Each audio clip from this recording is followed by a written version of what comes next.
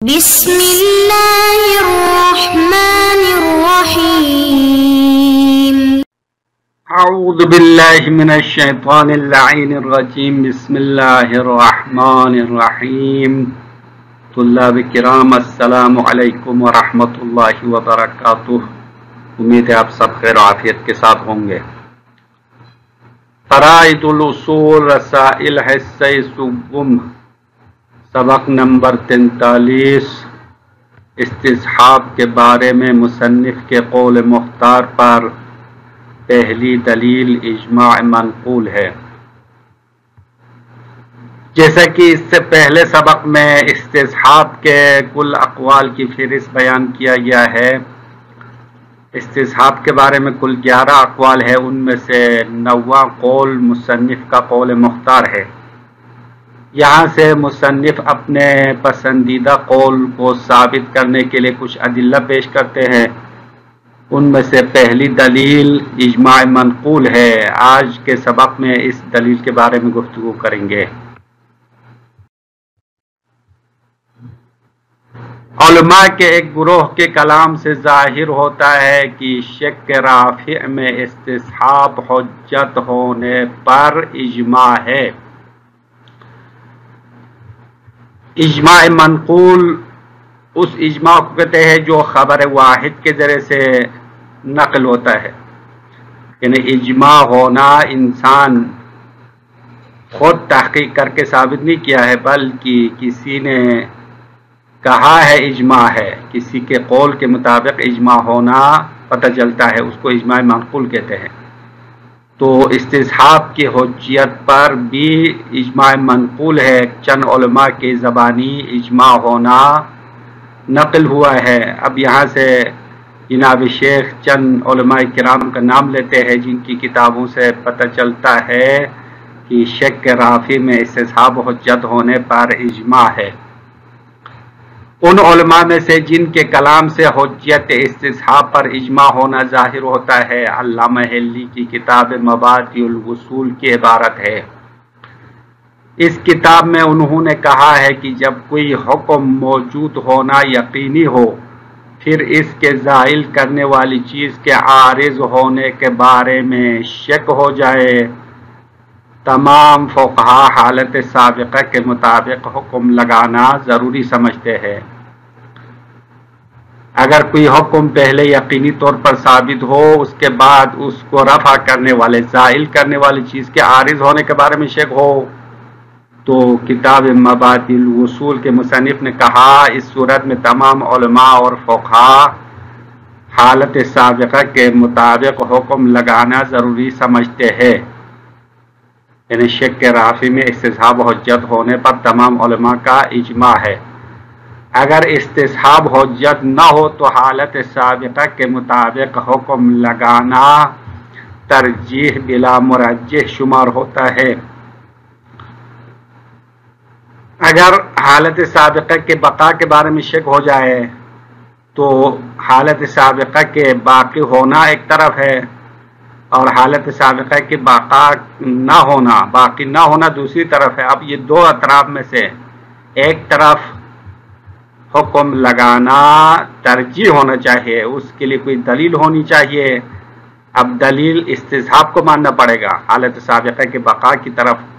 ترجیح دینے کی جو دلیل ہے وہ استصحاب ہے۔ اگر استصحاب کو حجت نہ مانے تو حالت سابقہ کے بقا کو عدم بقا پر ترجیح دینا ترجیح بلا مرجح شمار ہوتا ہے۔ ترجیح بلا مرجح کا مطلب یہ ہے کہ دو اطراف میں سے ایک طرف کو بغیر کسی وجہ کے ترجیح دینا عقلاً قبیح ہے۔ اگر دو اطراف برابر ہو، مساوی ہو، تو خواہ بغیر دلیل کے ایک طرف کو ترجیح دینا ترجیح بلا مرجح کہلاتا ہے، اور ترجیح بلا مرجح عقلاء کے نزدیک قبیح ہے۔ بس معلوم ہوتا ہے کہ حالت سابقہ کے باقی ہونے والی طرف کو ترجیح دینا استصحاب کی حجت کی بنیاد پر ہے، تو ایسی صورت میں ترجیح بلا مرجح شمار نہیں ہوتا ہے۔ صاحب مبادئ کے کلام کے بارے میں مصنف کا تبصرہ۔ جناب شیخ کا کہنا ہے کہ صاحب مبادی نے جو دلیل پیش کیا ہے اس کے ذریعے سے فقط شک رافی میں استصحاب حجت ہونے پر اجماع ہونا ثابت کرتی ہے، حالانکہ صاحب مبادی مطلقاً استصحاب کو حجت ماننے والوں میں سے ہے، لہذا ان کا مدعا دلیل سے اہم ہے۔ جناب شیخ فرماتے ہیں صاحب مبادی نے جو اجماع کا دعویٰ کیا ہے وہ ہمارے قول کے مطابق ٹھیک ہے، ہم نے شک رافی میں استصحاب کو حجت مانا ہے تو اجماع بھی اسی پر قائم ہے، لیکن خود صاحب مبادی کے اپنے نقطۂ نظر کے مطابق اجماع کا دعویٰ درست نہیں ہے، کیونکہ صاحب مبادی مطلقاً استصحاب کو حجت ماننے والوں میں سے ہے۔ مطلقاً کا مطلب یعنی شک رافی میں شک مقتضی دونوں میں استصحاب حجت مانتے ہیں، اور اس نے جو دلیل پیش کیا ہے وہ فقط شک رافی کے حجت کو ثابت کرتا ہے، تو ان کا جو دعویٰ ہے وہ دلیل سے اہم ہے، مدعا اہم ہے، دلیل اخذ ہے، اور یہ درست نہیں ہے۔ صاحب مبادی اس نقطے کی طرف متوجہ تھا، اسی وجہ سے انہوں نے شک مقتضی میں استصحاب ثابت کرنے کے لیے تنقیح منات سے کام لیا ہے، یعنی جس معیار کی وجہ سے شک رافی میں استصحاب حجت ہے وہ حالت سابقہ کو اہمیت دینا ہے، وہی معیار شک مقتضی میں بھی موجود ہے، لہذا بطور مطلق استصحاب حجت ہے۔ صاحب کتاب مبادی اس نقطے کی طرف متوجہ تھا کہ میرا جو دعویٰ ہے وہ دلیل سے عام ہے، دلیل فقط شک رافی میں استصحاب حجت ہونے کو ثابت کرتی ہے، اور دعویٰ تو مطلقاً استصحاب کی حجت کو ثابت کرنا ہے، تو ایسی صورت میں جناب صاحب مبادی نے شک رافی میں استصحاب حجت ہونے کا جو معیار ہے، مناد ہے، مناد سے مراد یعنی ملاک، وہ حالت سابقہ کو اہمیت دینا ہے، تو حالت سابقہ کو اہمیت دینے کی وجہ سے جب شک رافی میں استصحاب حجت ہے تو وہی معیار شک مقتضی میں بھی موجود ہے، پر شک مقتضی میں بھی حالت سابقہ کی اہمیت کی بنیاد پر استصحاب کو حجت مانتے ہیں۔ جناب شیخ فرماتے ہیں شک رافی اور شک مقتضی کے درمیان تلازم نہیں ہے۔ جناب شیخ صاحب مبادی کو جواب دیتے ہوئے فرماتے ہیں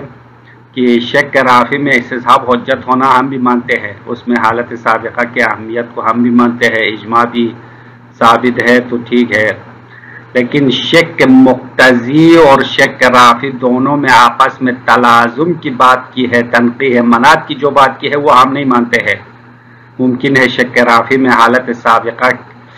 کو اہمیت ہو اور شک مقتضی میں حالت سابقہ کو اہمیت نہ ہو، یہ ہو سکتا ہے، لہذا اجماع کے ذریعے سے شک رافی کو جب آپ ثابت کرتے ہیں تو ٹھیک ہے، ہمارا مدعا تو ثابت ہو جائے گا، لیکن خود ہے صاحب مبادی کا جو مدعا ہے وہ ثابت نہیں ہو سکتا، یعنی مطلقاً استصحاب کی حجیت ثابت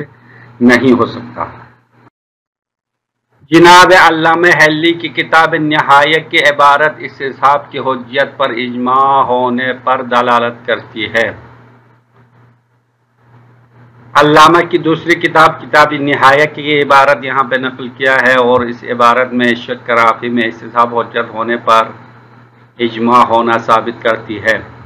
شک رافی میں استصحاب حجت ہونے پر اجماع ثابت کرنے والے کلمات میں سے دوسرا کلام جناب علامہ حلی کی کتاب نہایت الاصول کی عبارت ہے۔ اس کتاب میں علامہ کا کہنا ہے کہ تمام علماء کے آپس میں اختلاف آراء کے باوجود اس بات پر متفق ہے کہ جب کسی چیز کا حصول یقینی ہو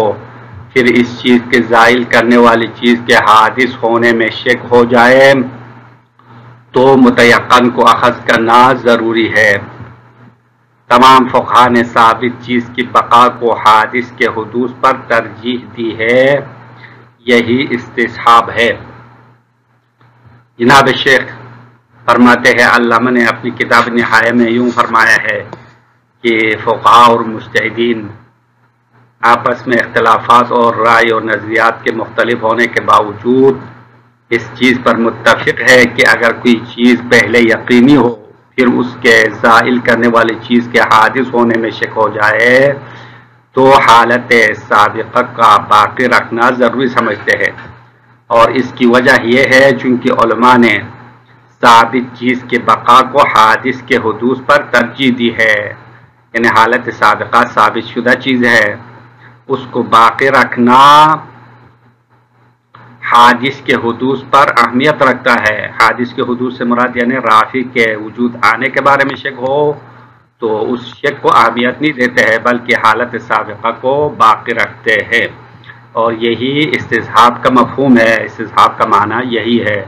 تو شک رافع میں استصحاب حجت ہونے پر علامہ کی عبارت بھی دلالت کرتی ہے۔ جناب فاضل جواد اور صاحب معالم کا کلام بھی شک رافع میں استصحاب کی حجت پر اجماع ہونے میں ظہور رکھتا ہے۔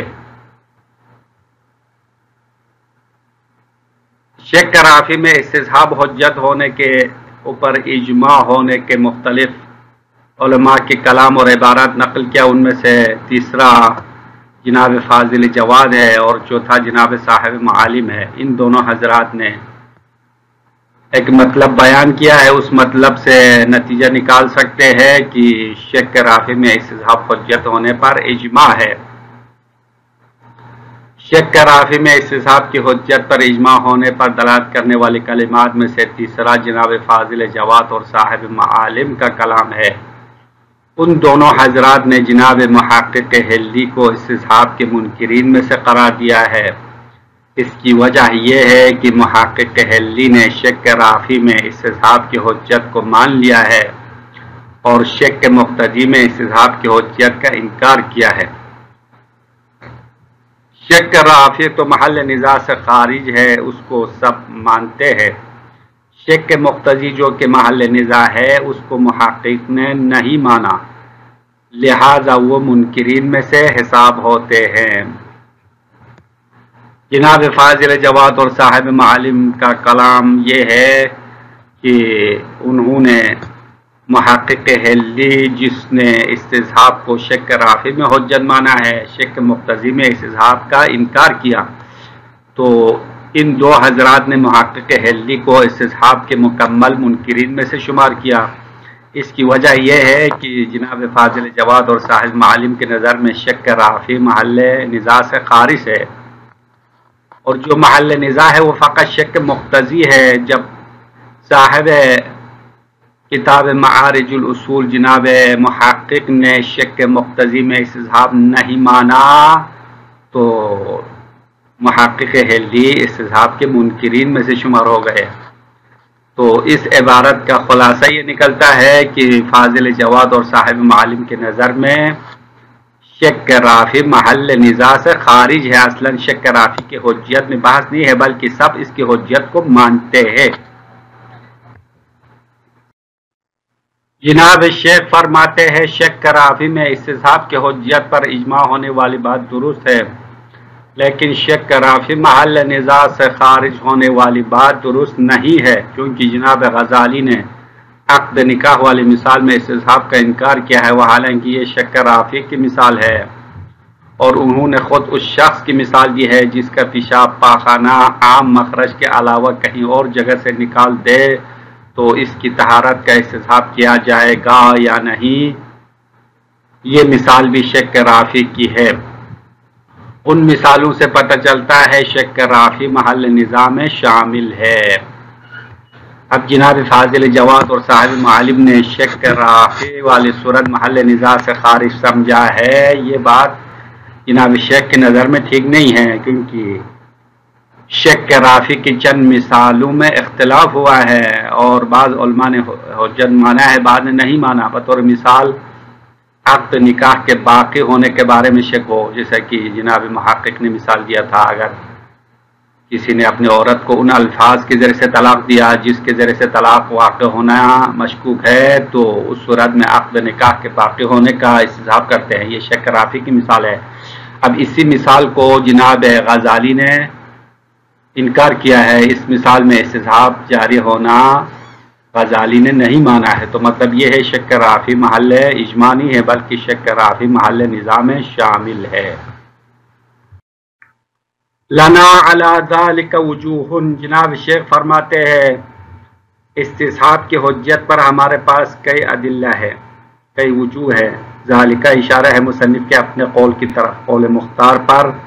ہمارے پاس کئی ادلہ موجود ہے۔ الوجہ الاول، پہلی وجہ ہے یا پہلی دلیل، ظہور کلمات جماعت فی الاتفاق علیہ، استصحاب کی حجت پر اتفاق ہونے میں فقہا کے ایک گروہ کی کلمات کا ظہور ہے۔ فمنہا، ان کلمات میں سے ما عن المبادی، وہ کلمہ ہے یا وہ عبارت ہے جو کتاب مبادی الوصول سے منقول ہے، حیث قال، جہاں پہ صاحب مبادی نے کہا الاستصحاب حجت، استصحاب حجت ہے، یہ اجماع الفقہاء، فقہا اس بات پر متفق ہونے کی وجہ سے اجماع استصحاب حجت ہے، علی انہ متی حصل حکم، کہ جب کوئی حکم ثابت ہو جائے، حاصل ہو جائے، ثم وقع الشک فی انہ طرأ ما یزیل ام لا، پھر اس حکم کے زائل کرنے والی چیز عارض ہوا یا نہیں ہوا شک ہو جائے، تو وجب الحکم ببقائہ علی ما کان اولا، تو حکم لگانا واجب ہے اس حکم کے پہلی حالت پر باقی ہونے کے سلسلے میں، اس حکم کے بقا پر حکم لگانا واجب ہونے پر علماء اتفاق ہے۔ ولولا القول بان الاستصحاب حجت، اگر استصحاب حجت ہونے والا قول نہ ہوتا تو لکان ترجیحا لاحد طرفی الممکن من غیر مرجحین، تو کسی مرجح کے بغیر ممکن کی دو طرف میں سے ایک کو ترجیح دینا شمار ہوتا ہے، اور یہ درست نہیں ہے، اسی لیے ایک طرف کو یعنی حالت سابقہ کے بقا کو ترجیح دی ہے، اور اس کا جو مرجح ہے وہ خود استصحاب ہے، استصحاب کی وجہ سے حالت سابقہ کے بقا کو ترجیح دی ہے۔ انتہا، یہاں تک کتاب مبادی کی عبارت ختم ہو گئی۔ وَمُرَادُهُ وَإِنْ كَانَ الْإِسْتِدْلَالُ بِهِ عَلَى حُجَّةِ مُطْلَقِ الْاسْتِصْحَابِ، اور یہاں سے جناب شیخ مبادی کی عبارت پر تبصرہ کرتے ہیں، وَمُرَادُهُ وَإِنْ كَانَ الْإِسْتِدْلَالُ بِهِ عَلَى حُجَّةِ مُطْلَقِ الْاسْتِصْحَابِ، اگرچہ صاحب مبادی کا مقصد، اس کا مراد مطلق استصحاب کی حجیت پر اجماع کے ذریعے سے استدلال کرنا ہے۔ مطلق استصحاب سے مراد یعنی شک رافع اور شک مقتضی دونوں میں استصحاب حجت ہونے پر اجماع کو ثابت کرنا ہے، بنا علی ما ادعاہ، اس چیز کی بنا پر جو اس صاحب مبادی نے انہوں نے دعویٰ کیا۔ کیا دعویٰ کیا؟ میں نے بیان کر رہا ہے، من ان الوجہ فی الاجماع علی الاستصحاب مع الشک فی طرق المزیل، مزیل کے عارض ہونے کے بارے میں شک ہونے کے ساتھ استصحاب پر اجماع ہونے میں وجہ ہوا اعتبار الحالت السابقہ مطلقاً، تو شک رافی طروع مزول سے مراد شک رافی میں استصحاب حجت ہونے پر اجماع ہونے کی وجہ ہوا اعتبار الحالت السابقہ مطلقاً حالت سابقہ کو اہمیت دینا ہے، اس کو معتبر قرار دینا ہے۔ تو شک رافی میں اجماع ہے، اور جناب علامہ صاحب مبادی مطلقاً استصحاب کو حجت مانتے ہیں۔ تو صاحب مبادی کہنا چاہتے ہیں کہ شک رافی میں استصحاب کی حجت پر اجماع ہونے کی اصل وجہ اس کا معیار حالت سابقہ کا معتبر ہونا ہے، تو حالت سابقہ معتبر اگر شک رافی میں ہو تو شک مقتضی میں بھی معتبر ہونا چاہیے۔ اس کو تنقیح منات کہلاتے ہیں اصطلاح میں، یعنی معیار کو واضح کیا ہے کہ شک رافی میں استصحاب معتبر ہونے کے معیار اور اس کی وجہ حالت سابقہ کا معتبر ہونا ہے، تو حالت سابقہ شک مقتضی میں بھی معتبر ہے۔ اگر شک رافی میں حالت سابقہ معتبر ہے تو شک مقتضی میں بھی معتبر ہے۔ اما جناب شیخ کہہ رہے لیکنہ ممنوع، لیکن مطلقاً حالت سابقہ کا معتبر ہونا ممنوع ہے، لعدم الملازمہ، کیونکہ شک رافع اور شک مقتضی کے درمیان ملازمہ نہیں ہے، کما سیجو، جیسے کہ عن قریب اس کی وضاحت آنے والی ہے کہ ممکن ہے شک مقتضی میں حالت سابقہ معتبر نہ ہو، اور شک رافی میں حالت سابقہ معتبر ہو تو شک رافی میں اجماع ثابت ہونے سے شک مقتضی کے معتبر ہونے میں بھی اجماع ہونا ثابت نہیں ہوگا۔ وَنَظِيرُ هَذَا مَا عَنِ النِّهَایَةِ، اور اس عبارت کی طرح جو کتاب مبادی سے منقول ہے اسی طرح کتاب نہایہ سے بھی منقول ہے، مِنْ أَنَّ الْفُقَهَاءَ بِأَسْرِهِمْ عَلَى كَثْرَةِ اخْتِلَافِهِمْ، کتاب نہایہ میں علامہ فرماتے ہیں بے شک تمام فقہاء اپنے آپس میں اختلافات کی کثرت کے باوجود اتفقوا، انہوں نے اس بات پر اتفاق کیا، علی ان متى تيقنا حصول شیء، جب ہم کسی چیز کے حاصل ہونے کے بارے میں یقین کرتے ہیں، وشککنا فی حدوث المزیل لہ، پھر اس کی زائل کرنے والی چیز کے حادث ہونے کے بارے میں شک کرتے ہیں، تو اخذنا بالمتیقن، ہم متیقن کو لیتے ہیں، وہو عین الاستصحاب، یہ خود استصحاب ہے،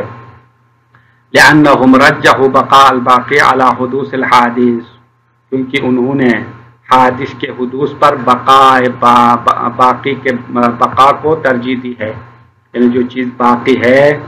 وہ سابقہ حکم ہے، سابقہ چیز کا حاصل ہونا باقی ہے، اور اس کو ترجیح دی ہے مزیل کے حادث ہونے کے بارے میں شک ہونے پر ترجیح دی ہے، تو یہی استصحاب ہے، اور اس استصحاب پر تمام علماء متفق ہے۔ ومنها، اور ان عبارات میں سے جس سے استصحاب کی حجیت پر اجماع ہونا ثابت ہوتا ہے، تصریح صاحب المعالم والفاضل الجواد، صاحب معالم اور فاضل جواد کی وضاحت ہے، بأن ما ذکرہ المحقق اخیراً، بے شک فاضل جواد اور صاحب معالم نے فرمایا ہے جو کچھ محقق نے آخر میں کتاب معارج میں کہا ہے، راجع الی قول سید المرتضی المنکر للاستصحاب، تو محقق کے بعد سید مرتضی کے قول کی طرف پلٹتی ہے جو کہ منکر استصحاب ہے، تو جناب محقق حلی بھی استصحاب کے منکرین میں سے ہے۔ فإن هذه شهادة منهما على خروج ما ذكره المحقق عن مورد النزاع، بے شک یہ بات جناب صاحب معالم اور فاضل جواد دونوں کی طرف سے اس بات پر گواہی ہے کہ جو کچھ محقق نے ذکر کیا ہے وہ محل نزاع سے خارج ہے، محقق نے جس استصحاب کو مان لیا ہے وہ شک رافی والی صورت ہے، تو شک رافی تو محل نزاع سے خارج ہے، اس کو تو سب مانتے ہیں، اما محقق نے شک مقتضی کو نہیں مانا تو محقق حلی منکرین میں سے شمار ہوا۔ وَقَوْلُهُ مَوْضِعَ وِفَاقٍ، اور شک رافی والی صورت محل اتفاق ہے، اس میں کوئی اختلاف نہیں ہے، اور جو محل نزاع ہے وہ شک مقتضی ہے، جب محقق نے شک مقتضی کو نہیں مانا تو وہ منکر میں سے شمار ہو گیا۔ إِلَّا أَنَّ فِي صِحَّةِ هَذِهِ الشَّهَادَةِ نَظَرٌ، جناب شیخ فرما رہے کہ مگر اس گواہی کے صحیح ہونے میں اشکال ہے، اس گواہی سے مراد یعنی فاضل جواد اور صاحب معالم نے شک رافی محل نزاع سے خارج ہونے کی گواہی دی ہے، یہ گواہی درست نہیں ہے، کیونکہ لأن ما مثل فی المعارج من الشک فی الرافیہ مثال النکاح، کیونکہ جناب محقق نے کتاب معارج میں شک رافیت کے لیے نکاح والی مثال دی ہے، ہوا بعینہ ما انکرہ الغزالی، یہ وہی مثال ہے جس کو جناب غزالی نے انکار کیا، تو شک رافی میں ایک نے مان لیا دوسرے نے انکار کیا، تو یہ محل نزاع میں شامل ہے، نہ کہ محل نزاع سے خارج ہو۔ وَمَثَلَهُ بِالْخَارِجِ مِنْ غَيْرِ السَّبِيلَيْنِ، اور خود جناب غزالی نے اس کے لیے مثال دیا ہے، شک رافی کی مثال دیا ہے اس شخص کے جس کے پیشاب پاخانہ خارج ہوتا ہے من غیر السبیلین، دونوں عام راستوں کے علاوہ، پیشاب پاخانہ کسی اور جگہ سے نکلے تو آیا اس کی طہارت باقی ہے، یعنی اس میں استصحاب جاری کرنا نہ کرنے کی مثال دی ہے۔ فإن الطہارۃ کالنکاح، بے شک یہاں سے فإن کے بعد جناب شیخ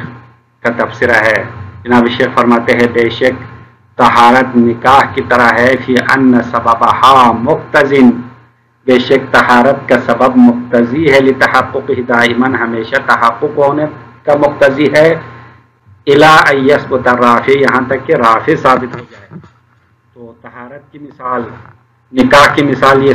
سب شک رافع کی مثالیں ہیں، اور شک رافع کی مثال محل نزاع ہے، تو صاحب معالم اور فاضل جواد کا یہ کہنا کہ شک رافع محل نزاع سے خارج ہے، یہ بات درست نہیں ہے۔ والسلام علیکم ورحمۃ اللہ وبرکاتہ۔